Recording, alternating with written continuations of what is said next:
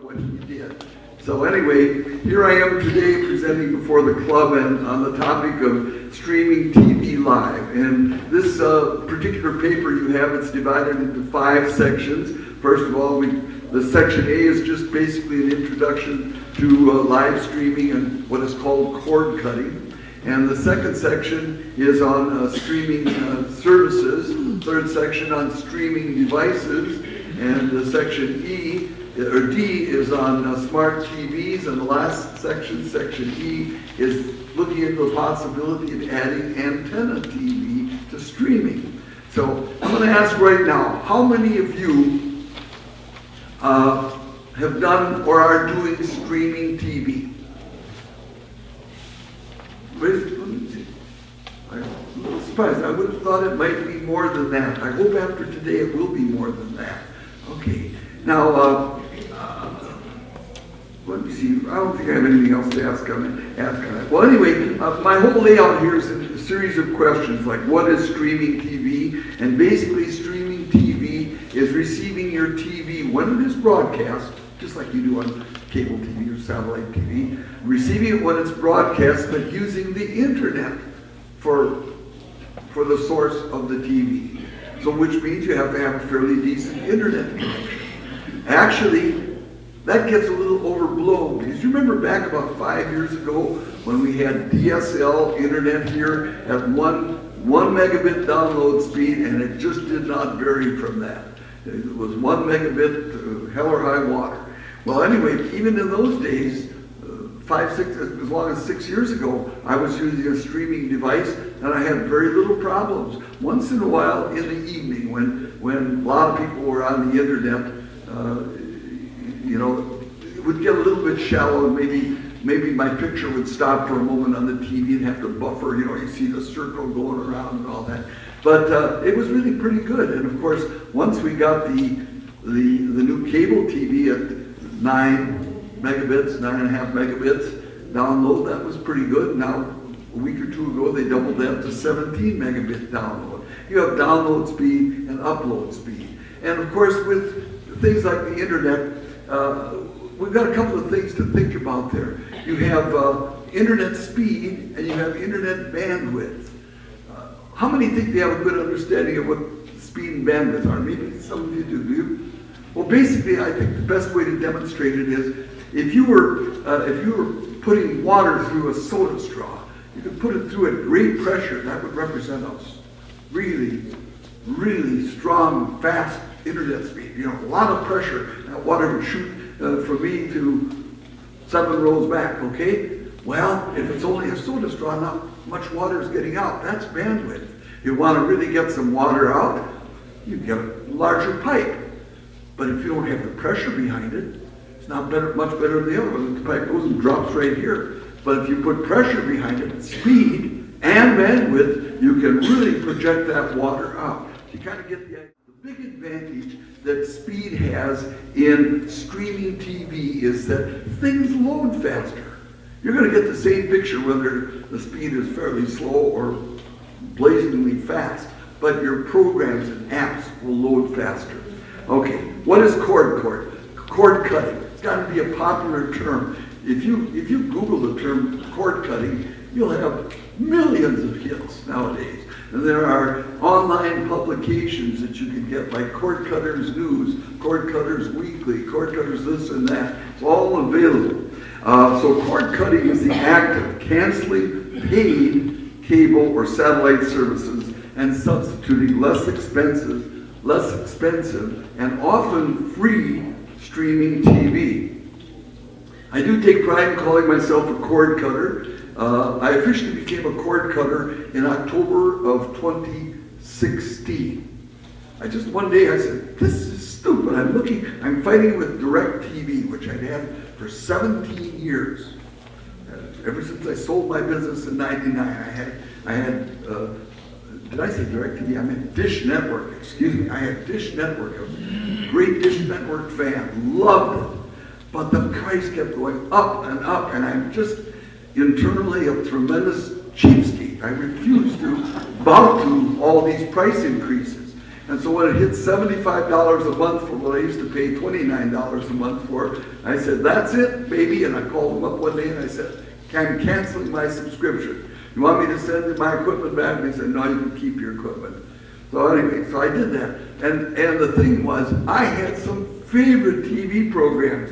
Now, I guess we're on commercial now. I'll talk about this later. But I got Varney and Company on this. I used to love to watch Fox Business and MSNBC and CNN and Fox News, different programs like that. Now I have those no longer. And so I had to be weaned off of this stuff. It was really tough. But you know, my inspiration was something that Ron said that year at Computer Club. He said, I understand that Google is going to start we've got rumors that Google is going to start a streaming service called YouTube TV. Not related directly at all to YouTube, but you all know what that is. YouTube TV. And it's supposed to be carrying the major cable satellite channels like I just listed. And I thought, well, that is just great. I'll look forward to that. Well, then it happened on April 6th, 2017. That's a day I still celebrate, April 6th every year, because that was the day that YouTube TV came out. Now, I admit I've got bias. I'm kind of biased toward that, but I'm going to be unbiased and tell you there are a lot of other good streaming services. And when we get on to page 2, you'll see a whole chart listing 9 streaming services. Well, anyway, when YouTube TV came out on April 6, 2017, the only way you could access it was on a tablet or other personal device, my phone. So I was watching it on my little phone, and the problem was you got these buttons on the side. Every dang time I touch a button, the picture would go like this. It was kind of frustrating, and that's one of the reasons I went to Costco one day and they had this Samsung tablet on sale for about $200. I don't know, a lot of money, but I can't stand this anymore, just looking at my phone. So this became my TV. And then I learned about Chromecast, again, thanks to probably Ron or somebody in this club, learned about Chromecast, and so which reminds me, I forgot to bring a Chromecast into the computer room. I was going to bring one in to show it, but I can describe it, I guess. Okay, thanks. Well, anyway, so that's the way I was watching TV with YouTube TV when it became available in Minneapolis, which was August 30th. 2017. These dates are so important to me because you see, YouTube TV, oh really? YouTube TV will only come out in cities, and this is the way it was introduced, where they could make arrangements with the major networks. You know, like ABC, CBS, NBC, and the Fox network. Okay, that's not Fox News. Fox News is cable, satellite. Fox network is broadcast TV. Stuff that goes through the air, hits an antenna, going into the TV. Some of you may remember having done that back 50 years ago. Anyway, that was the way I watched. That's the way I watched YouTube TV from that date in late summer of 2017. And through my season, into my season here. And then a marvelous thing happened on February 1st, 2018, in that YouTube TV became available as an app on Roku. And well, I thought I died and gone to bed. I've been a Roku user for 6 years, and now I could download the Roku app, the YouTube TV app to my Roku, and it was there to use. You're going to see that later in this session. And so from that point on, I could actually get it right on my TV, and I didn't need to use my Chromecast. And of course, I went out and bought the most expensive, the Chromecast Ultra, which right here. This is a Chromecast. No, it's probably not an Ultra, but the Chromecast Ultra is the 4K version. And I'm getting a little ahead of myself here, but we'll talk about it. But this plugs into the HDMI port of the TV. It's powered by a USB port, on the back of the TV or a separate power source if you like. Anyway, the Chromecast allowed you to cast from your device or your phone to your TV. In fact, in our park model, I even built a little shelf right by my easy chair that I could put this on. I'd bring it up and I'd hit the button, which would get the Chromecast connecting what I was viewing on the screen to my TV. And then I would do all my program getting on the device and fast forwarding and stopping and pausing and all that kind of stuff on this little tablet, which was, again, always easier to operate than my phone. The phone works good in a pinch, but I love having a smaller source. Well, like I said, when the YouTube TV app came to Roku, a couple months later, I put my Chromecast on Craigslist and sold it because I no longer needed it. It was unnecessary because now I had a Roku. So anyway, I'm getting ahead of myself again, a little bit getting out of order here, but that's okay. So I guess I talked about when I became a cord cutter, and at the bottom of near the bottom of the first section of A, it says, it's later on, I guess, where I say, the third paragraph down, what is on-demand TV? And this is a big deal for me. You know, I hate people telling me what I got to do, when I got to do it. I'll give you a good example. I just thought about this. Back in I don't know what year, I was 30 years ago or more, 31 years ago, I think. One day, I was a pipe smoker. And one Saturday morning, I woke up, my tobacco pouch was empty, and my tobacco can was empty. It was about 6:45 in the morning, and my gosh, I gotta have my pipe tobacco. So I quick jumped in the car and ran to the closest Walgreens store. They didn't open until 7:30.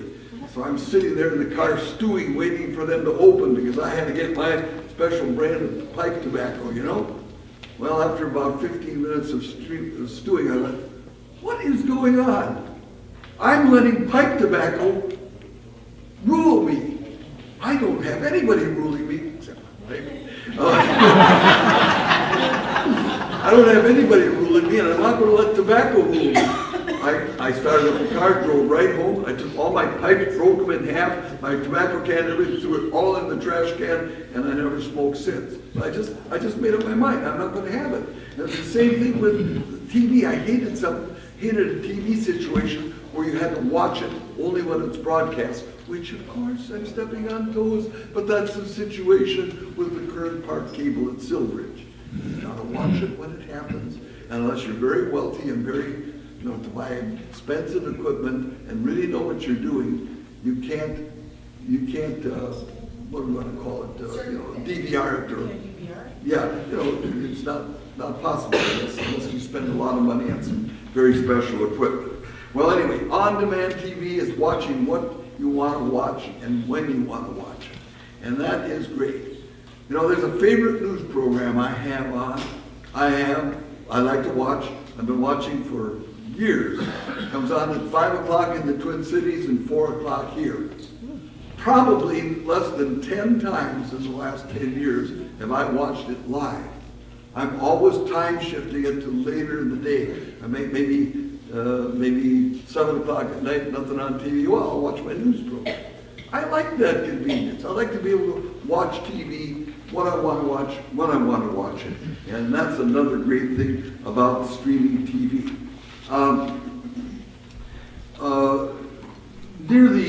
Let's see, my format is a little different here. I want to make sure you know what I'm talking about. This is just okay. I talked at one point about the streaming TV offered the same channels as cable and satellite TV. And I say here that most channels that are available on cable and satellite TV are also available from streaming service. Now, one exception is PBS, and I need to explain this more thoroughly. Public broadcast television. How many of you are fans, like myself, of PBS? A lot of great programming. A lot of great programming. Well, here's something you need to know. Now, you do get channel 8-1 on our park cable here at Silveridge, but altogether there are well, at minimum 3, more like 4 or 5 PBS channels, so you don't see sub-channels, so you don't see the rest of them. But you can get those in different ways, which I'll explain later. Anyway, PBS, the thing you want to do if you're going to stream it, you go take your computer and go online to pbs.org. pbs.org. And I don't know if I have that written here because I wrote most of this sometime last week, last couple of weeks, and published it. Anyway, pbs.org, and you set up an account. It's free, it doesn't cost any money. You set up an account, and one of the things they will ask you to name your local PBS station. Now we've got K-A-E-T TV here in Phoenix, and that's a wonderful public TV station. We have TNT, or TPT in the Twin Cities Public Television. And so that was my favorite, so I signed up for Twin Cities Public Television, fine, and I was able to watch all the PBS stuff and many shows that on my local station sent to PBS and say, it's okay for your users to see these shows too, the people who subscribe and list TNT as their, or TPT, say TNT, TPT as their home public station. Now, something changed with public TV in the last 2 years, and it's called Passport.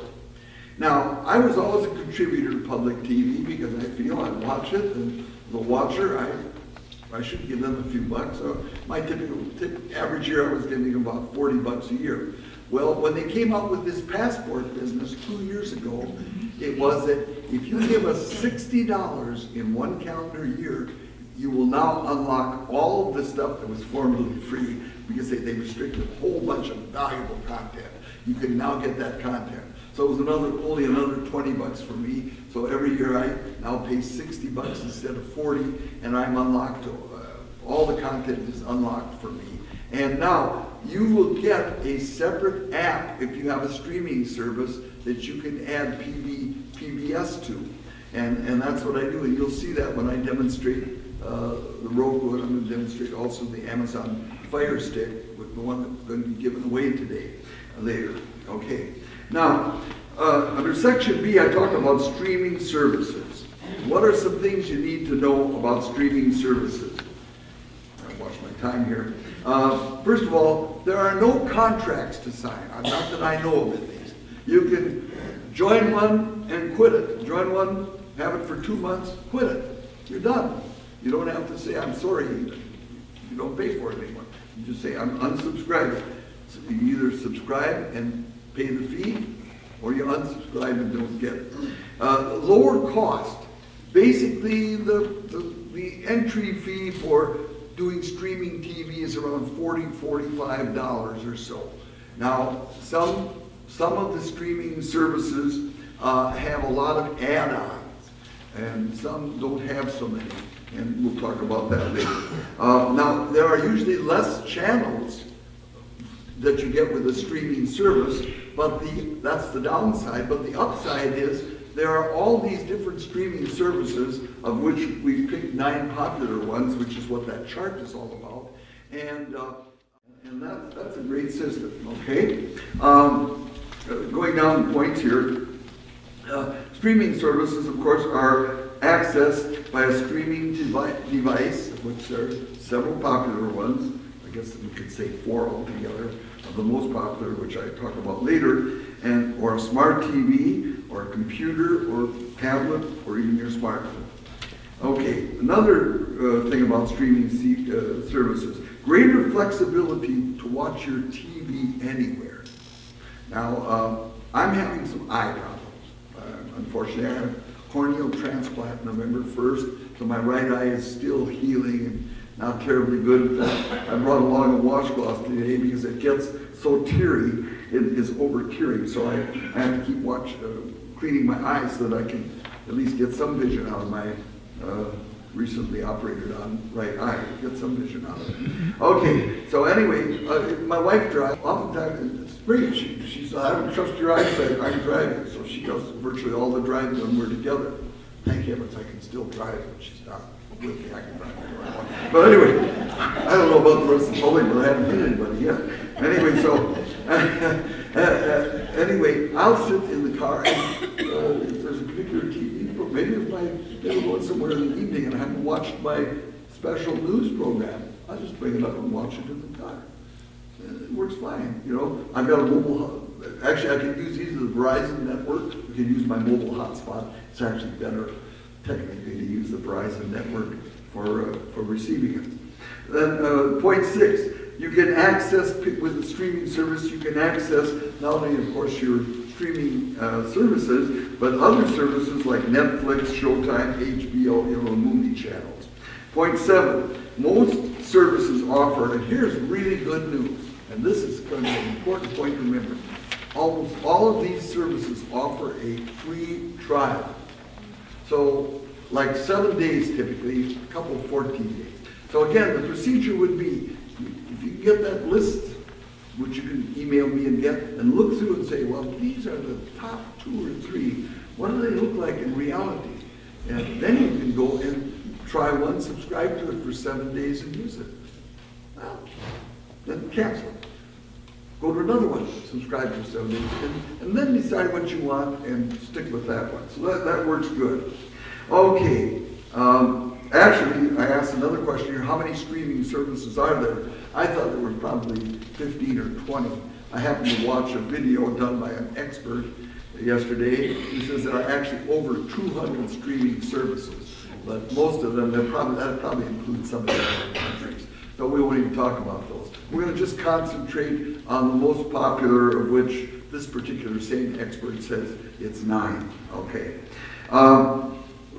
Do streaming services provide local network channels? I mentioned ABC, CBS, NBC, and Fox Network. Yes, some of them do.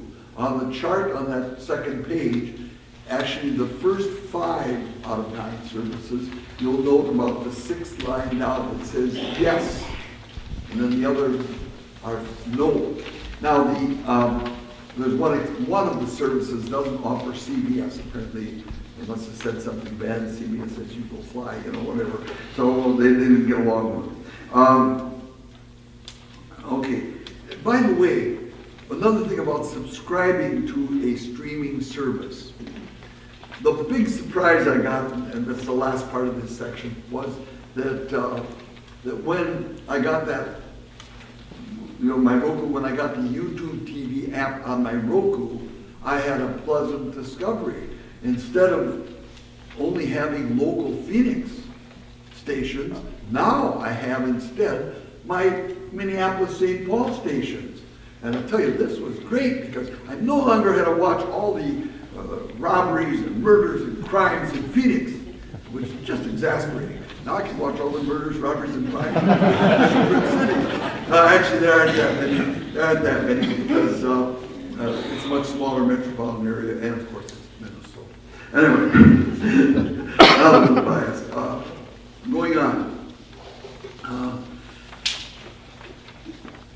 Okay, I talked about this graphic. A couple of things. Take a look at the first line. Who owns some of these? DirecTV owns DirecTV now, or AT&T, which is the owner of DirecTV, owns it. Hulu is owned by Disney. Now Hulu is a little different in that Hulu has been for some years a movie channel, and they started up a streaming service 2 or 3 years ago.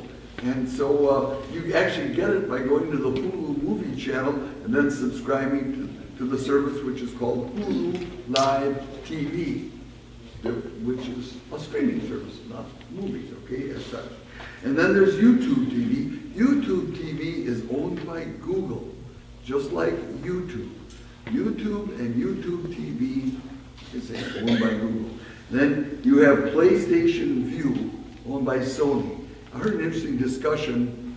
I was watching one of these cord-cutting shows yesterday, and the guy running it, his name is Luke Buma. He made a point that the name PlayStation View is confusing because you don't need a PlayStation to watch PlayStation View. Sony just used that popular name to kind of promote their streaming service. So PlayStation Vue is a streaming service, okay? Then there's an independent called Fubo TV, which isn't bad. It's an upstart, doing fairly well. It's independent. And then you have the Sling TV, two different ones here. Sling TV is rather complicated. You have to read it and study it. It's understandable, but it's way more complicated than the others. And there are some footnotes to the chart which explain a little bit about that. And then there's a small one called Philo, P-H-I-L-O, which is also an upstart with not terribly many customers. And then AT&T Watch TV. Now, I think the number of, well, AT&T Watch, of course, is promoted by AT&T, and it's a little similar to, but yet different from DirecTV Now. And it's small, but it's ultra cheap, but you don't get much, you don't pay much and you don't get much. But they're going to be expanding, and they say they've got a great plan for future success. They're just going slowly about the whole thing. There's a lot of other things on this chart. This took me a long time to call out information and put it into a chart. As far as the number of U.S. subscribers, the Sling TV of 2.5 million, I wonder if there's something that, I don't know this, but possibly Dish Network may have given this free streaming to people to keep them interested in Dish Network. Because, the two big satellite companies, Dish Network and DirecTV, are bleeding. Is there a problem?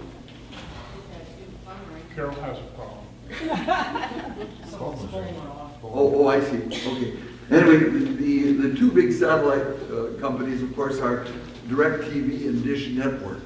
And they have been bleeding customers for the last couple of years, primarily, not only because of tightwads like Dewey, who refuses to pay the cost, but it's just a lot of people are getting interested in streaming TV and saying, well, I don't need that anymore. So if you can save yourself money, what's better, paying $75, $80 a month for basic satellite TV, or paying $40, $45 a month for a streaming service and getting it? Yes? Well, if you have Dish, you notice that they're pushing a lot of commercials on Sling TV. Oh, are they? See, I haven't had Dish since, I think I said October 2016. Yeah. And so, be a slinger, Oh, really? Yeah, Sure. like, when I first saw it, Sure. I was like, what?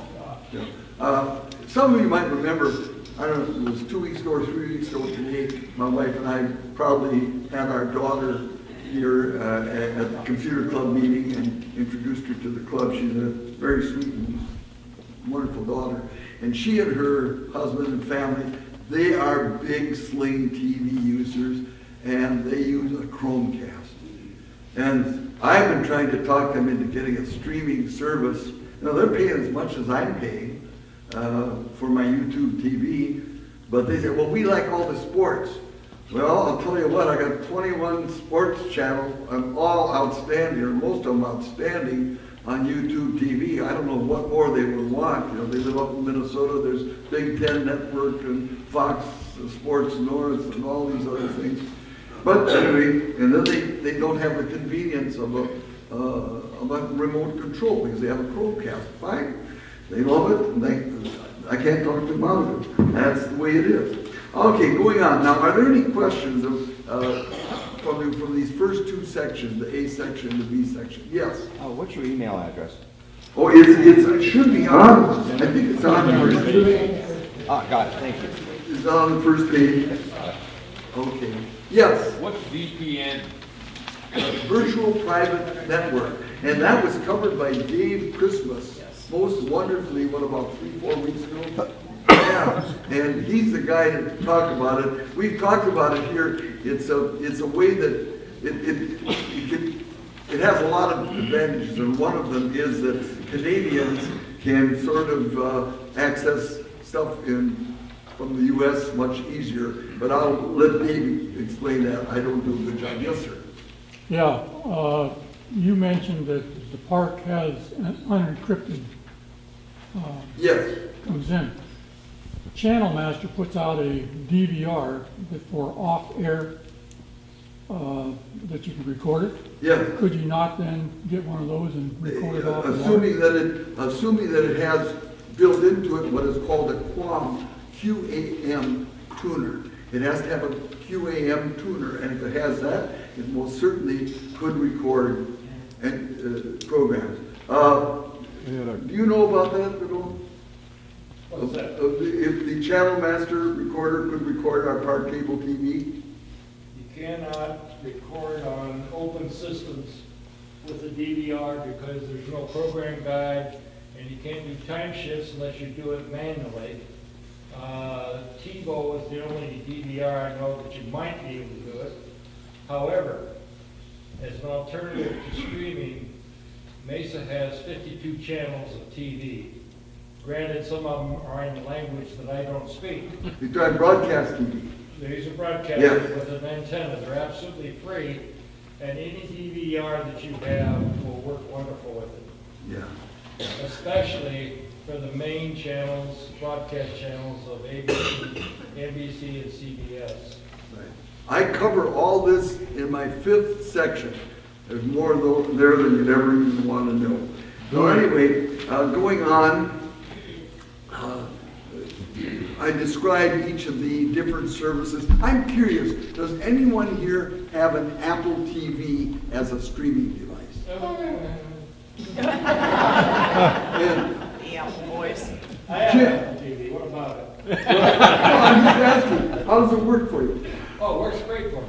That's what I understand. How about you, Jim? Works, does everything I want. Dave? Works just like the Amazon Fire. Okay. You know, it's called the alternative to Chromecast. You know that, don't you? Well, all the others with remote control are Just like alternatives. Apple is the alternative to Android. Yes, which means you get the privilege of paying 4 or 5 times as much too. But anyway, that's another subject, I guess. Okay, and I'm a type 1, remember? Okay, so,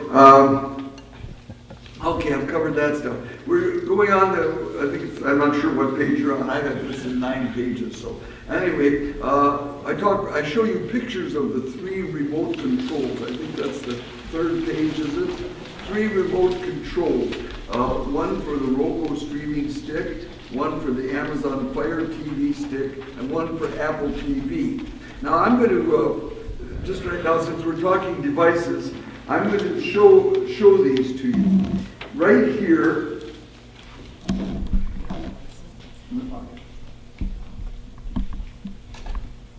actually, this is the Fire, we'll get this here, raise it up so you can see. This is the Amazon Fire TV stick. It's like a huge thumb drive. And because of the way they built it, I think that's it. They give you a little extension cord. I gotta get this in here right. Yeah, a little extension dongle that is easier to plug into your TV and is flexible and all that. And even though you could power this theoretically using the USB port, which is right here, I have my left arm is bad. That's what it looks like. They give you a power supply to plug in, and here's the remote control as pictured. Okay? And by the way, it comes, and this is what is being offered today, it comes in this little box. Somebody's going to walk away with one of these. A fantastic little piece of equipment with one big exception, which I haven't said it already. I'll say it sometime later on. This is a Roku. And here's the Roku remote control, which is pictured. And the Roku, this is the Roku streaming stick. And by the way, this is also a 4K, as is the Amazon I just showed you, and the one we're giving away today. And while I'm talking about it, I want to remind you of something written there. If you buy one of these, geez, don't be a type 1. Spend an extra $10 and whatever it costs to get the 4K version. It's got a faster processor, and you're kind of future-proofing it because someday you may have a 4K TV. Okay? Fine. Well, anyway, here's the Roku streaming stick and its power supply, and just like the Fire TV, this is a USB connector. You can plug it directly into the TV, but I don't advise it because I don't know. Some of you know about this stuff. and I know a little bit, just enough to be dangerous about USB ports, but I understand they have about a half an amp of current for at 5 volts for powering these things. Well, this thing may take every bit of that half an amp. And so it's probably better not to stress your TV with something with a heavy draw and instead plug it into an electrical circuit. So this is the Amazon. And of course, like I said, I showed you the Chromecast. So there we go. I don't have an Apple TV here because I didn't have $200 to buy one to show off. But anyway, okay. And another big recent development that's really wonderful is that, especially, and it concerns all three, Apple TV, Amazon streaming stick, Amazon Fire streaming stick, and the Roku streaming stick, is that their remote controls now have an on and off. Actually, this is the wrong one. This is an old one I showed you. I'm about to show you, but this is the one that actually has it. It actually has an on and off button. Actually, you can look at your picture. At the top is a button, and that turns your TV off and on. And if you look at carefully at the right side on the upper part of that remote, you'll see a little something sticking out, and that's a toggle switch for volume. Volume louder, volume softer. Really great. And then also, these have, you notice all three of them have a button with a little microphone on them. And that is for microphone search. You can say, I want to watch CBS Evening News. Go to it. Now, from what I've learned, the Amazon Fire Stick remote is better than the Roku as far as voice search. And I told you, the Amazon Fire Stick is great, except for its one big liability, which is a Dewey thing. And the liability is there's a big fight between Amazon and Google, and consequently, Amazon, which makes the Fire Stick, will not allow Google's YouTube TV to be accessed. It's stinking poor. Did you know, some of you know this, that until December of this last year, you could not buy a Chromecast on Amazon. Chromecast is made by Google. Amazon is a seller. So I had to buy my Chromecast from Google. But they finally ironed out things, and the Chromecast started appearing on, like I said, I think it was December. It could have been late November. So it's just recently. So these large corporations, and 4 of the really large competing corporations in the U.S. are Apple, Microsoft, Amazon, and Google. Can't you just call your wife and do it manually? I suppose I could. Oh, I see what we did there. Anyway, I didn't realize I was playing.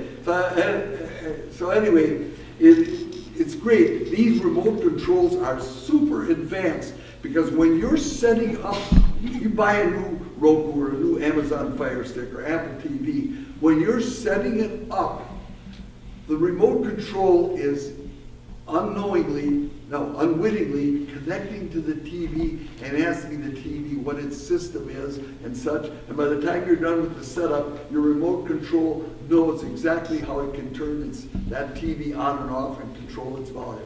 It's unbelievable technology. How many of you have ever bought a universal remote control and had to try and program it for a given TV? That's a nightmare. Remember that? This doesn't. You don't even know it's doing it, and it's done. It's fantastic. It's quite a story, needless to say. I'll put this back over here. Okay, so anyway, as I point out, nearly pictures of the remote controls, all except Chromecast have a remote control. You can turn TV on and off and control TV volume. Has a microphone button for voice search. Can fast forward, rewind, pause, and resume play. And Roku and Amazon can go back to the previous page, but I don't know that, the Amazon Fire Stick, but I don't know that about the Apple TV. Do you have a back button on the Apple TV? Yeah. You do? Yes. Okay, good. I did not know that, and that's why I couldn't say it for certain. But now we know. We We have also a a TV. voice called Siri on it. Well, but you have a button to go back. Yes. Yeah. There is, okay, because I couldn't find it. That's why. Anything you have on yours, we have on ours. Yeah, okay. Well, anyway, now, getting to the D section, smart TVs are also streaming devices. But I say, to answer the question, is a smart TV a good substitute for a dedicated streaming device? My microphone, here it is. In my opinion, the answer is no. And among the primary reasons are that smart TVs typically only have a fraction of the huge number of apps that streaming services have. Though it's possible to add some apps in more recent smart TVs. Now, older smart TVs, you were stuck, and this goes for DVD smart TV players too. You were given a certain number of apps, maybe 50, 100, even 200, but that was it. You couldn't add any. Now, in more recent years, you can add apps or channels. But I understand that not every channel or app can be added. I've read it, I haven't tested it, but that's as much as I know. So, well, another thing, TV, when you're using a smart TV, you don't have this nifty streaming TV remote control. You're using your TV remote control with lots of buttons, and only a few of them work for what you want to do in streaming. So I've tried it, and especially, oh, well, here we go. It looks good, but I don't understand it. Anyway, I tried it a couple times. I had a terrible time, and it's unbelievable. By the way, 2 years ago, I bought a Samsung 4K TV for our Arizona room, a 50-inch TV. It's a lovely TV, but little did I know when I unwrapped the box, instead of a regular remote control, it has what I call the black banana. Do any of you have a Samsung TV with a black banana remote control device that you can plug? Let's see, you plug your streaming device into, and it has outputs for the old red, white, and yellow. Red, white, and yellow jacks that you used to have on your VCR and so forth. And so, or on the back of your TV that had your fat TV, your big one, fat TV that had stereo speakers. And so you could plug that into your fat TV. Of course, you'd have standard definition, but so you could use one of these even on a fat TV. But anyway, a streaming device makes any TV into a smart TV. And it makes a smart TV way, way much smarter. And I have to tell you one other thing. I've owned 2 smart TVs, one here in Arizona and one in Minnesota. And over the 3 or 3.5 total years I've owned these TVs, I've only once tried out the one in Arizona, the smart TV function. I like, that stinks. That's why I don't use it. I use the streaming device. I think it's much better. If you disagree, happy days. God love you. Okay, so much for that. Now, the last section of this talk, I think I'm going to be okay time-wise, is on broadcast TV or something. We're going to just call it antenna TV. Now, how many of you sitting here now listen to my question. How many of you use antenna TV back home in another state where you live, or province where you live? Really? I have used, there's not been a year since I was dry behind the ears that I haven't had antenna TV. To me, life is not complete without antenna TV. Because who said it? Somebody said it over here. It's so rich in content. So that's what I think I need to talk a little bit more about it and so forth. So antenna TV, for instance, here in the Phoenix area, last year, and it's changed a little bit, last year there were 94 channels of TV available here in the Phoenix area. Something happened over the summer, and that's now been cut down to, about 20 less, about 70 75 channels.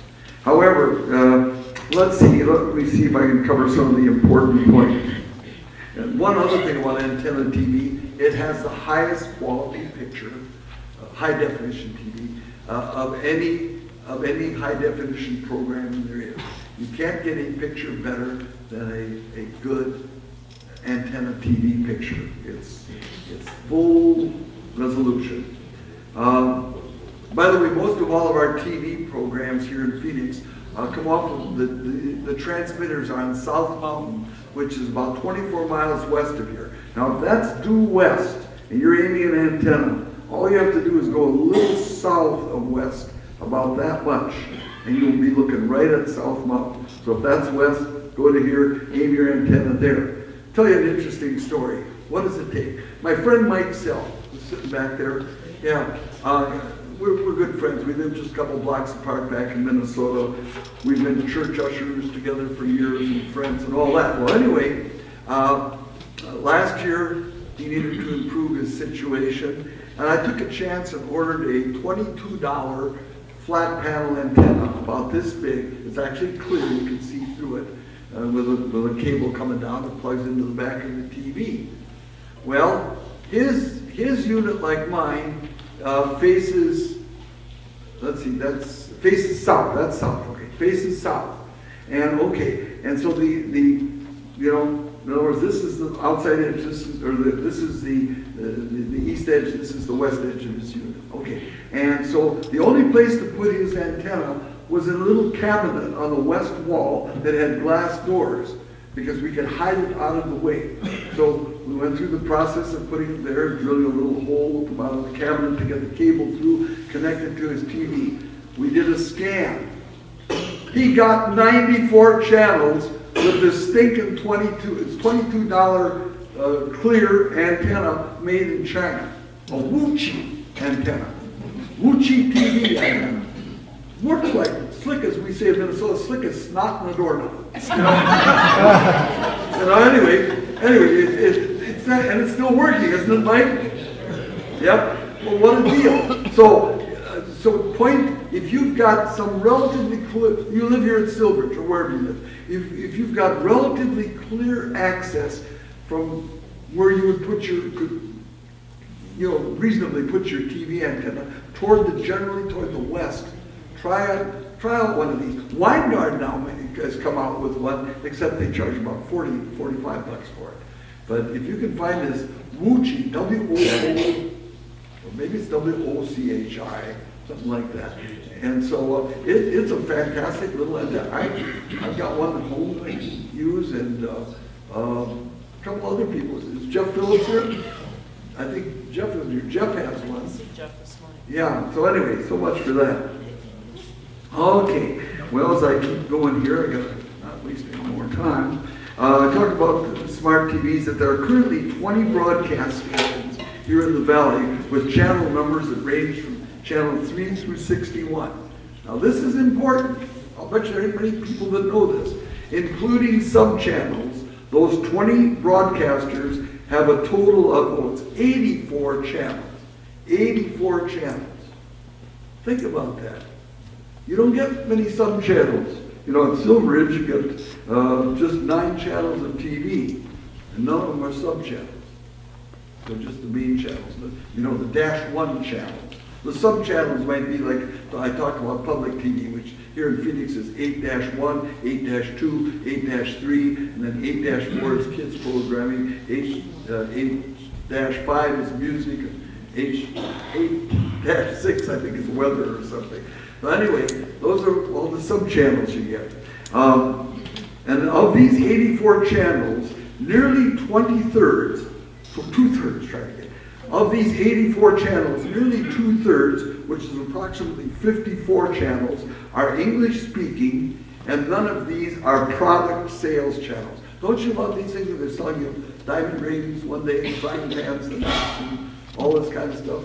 Those are your sales channels. You don't get that on streaming TV or on antenna TV. That only comes on cable TV, because those channels more than likely have to pay the cable or satellite company to be broadcast, to be included.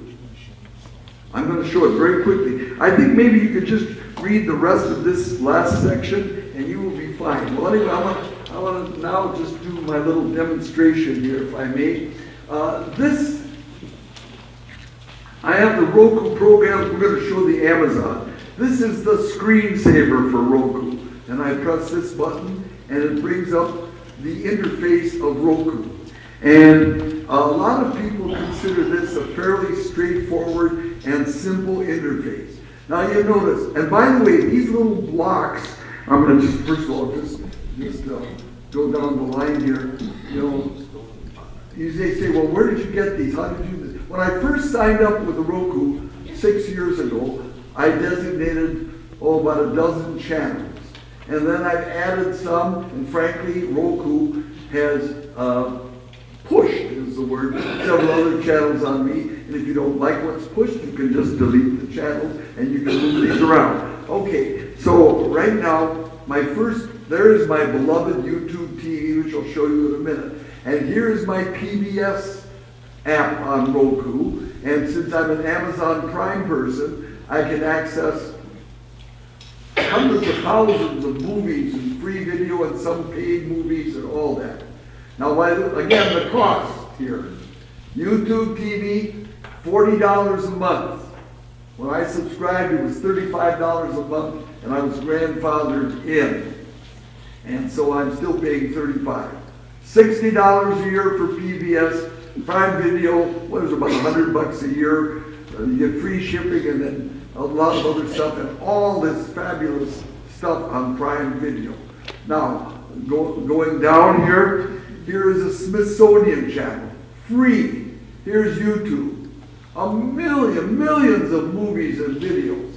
That's what I was watching yesterday, some portrait videos on YouTube.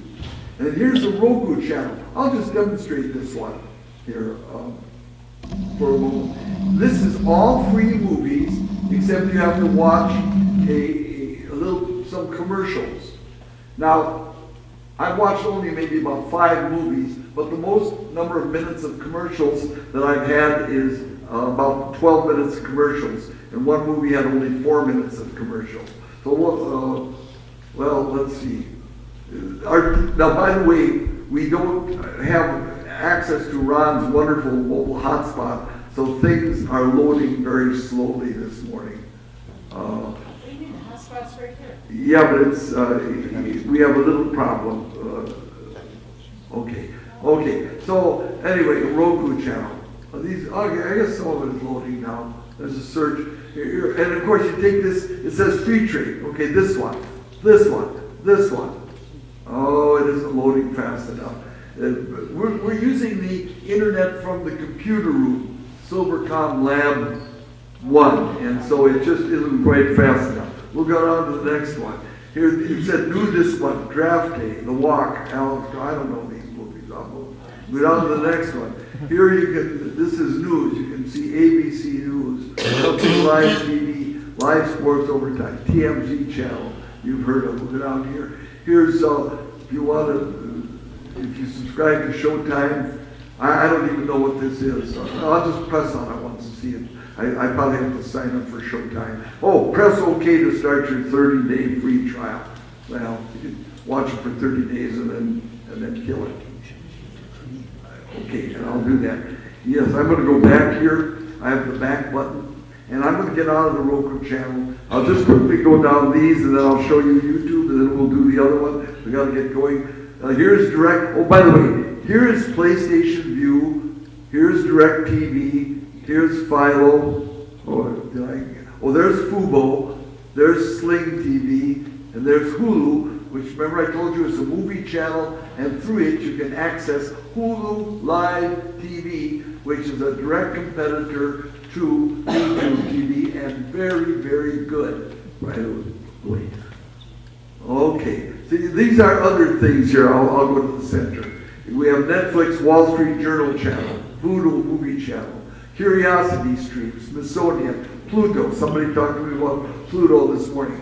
History Channel Vault, Google Play, tons of movies. Newsy, it's a kind of avant-garde news channel. 4K, I don't even know what some of these are. Tubi TV, really exceptionally good.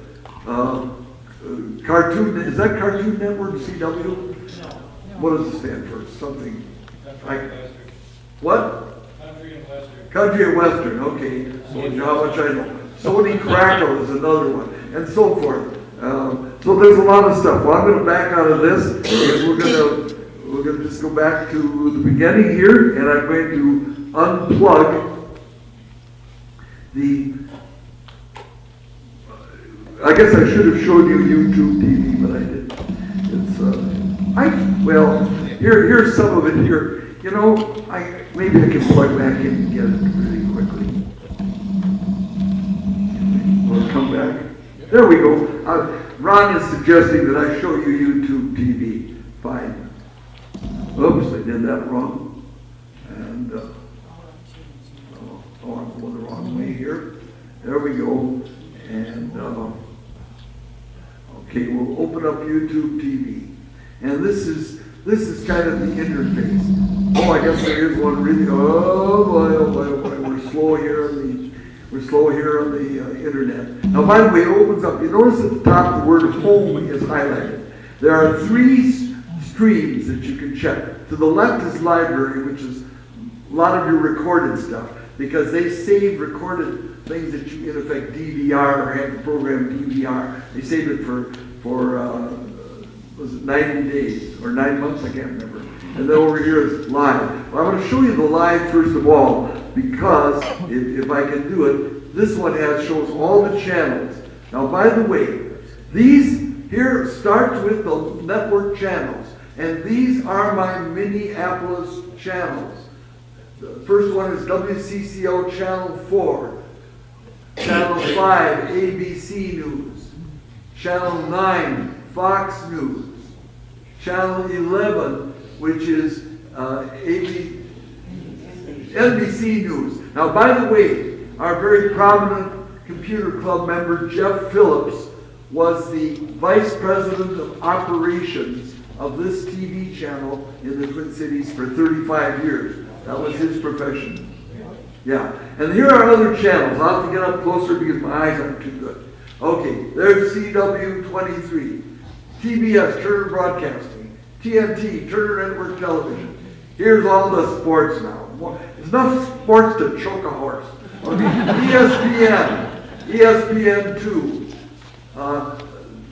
SEC, ESPN, I don't even know what it is, ESPN University, ESPN something else, I can't even read it. Fox Sports 1, Fox Sports 2, Fox North, and by the way, whatever part of the country you live in, they will tailor your package in sports to your area, okay? Here's Fox North Plus, NBC Sports Network, Major League Baseball. We have Major League Baseball free of charge. That other one was basketball. NBA basketball. Excuse me, I misread it. This is Major League Baseball channel. This is BTN, Big Ten Network. That's big up in the upper north. CBS Sports, the NBC Golf, I guess. Olympic Channel, the Tennis Network. That's all the sports. I think it's 21 altogether. Here's a Disney Channel. There's another Disney Channel. Here's Disney XD, a third Disney Channel. Universal Studios. This is Cartoon Network. This is AMC, BBC America, Freeform, which is popular to some people. Then you have FX. They're showing Kung Fu Panda 3 right now, free. Everything you see here is free. You paid your $40 a month and you get all this free. And then FXX, whatever that is. FXM, I think it's a movie channel. The Flim Flam Man, that was a great movie. IFC, International Film Channel. My 29 happens to be a 5th Twin Cities station that they added almost a year ago. Well, about 10 years ago. And then we have Pop, whatever that is. Sundance TV, Turner Classic Movies, True TV, USA Network. Have you seen anybody selling frying pans yet? No. No. And by the way, there are a couple of Latin-speaking channels. Here's U.S. or National Geographic, Wild, Smithsonian, Sci-Fi, Bravo, E-Channel, Oxygen. There's 67 channels altogether, and so forth. Women's Entertainment, BBC World News, Cheddar Business, Cheddar Big News, CNN, Fox News, Headline News, MSNBC, Newsy, CNBC, Fox Business, Fox Network, so forth. It's all the way down. There's finally a couple of, it isn't loading fast enough. There are two Spanish language popular channels. So that's we have a lot of channels, great channels for 67. And I wish I could demonstrate Hulu Live TV. It's similar, but it's got a little different lineup. It maybe has 75% of the same channels, but a different 25%. You might like that better. So I know we're supposed to do the drawing. Anyone have questions for Dewey? Speed and bandwidth concept.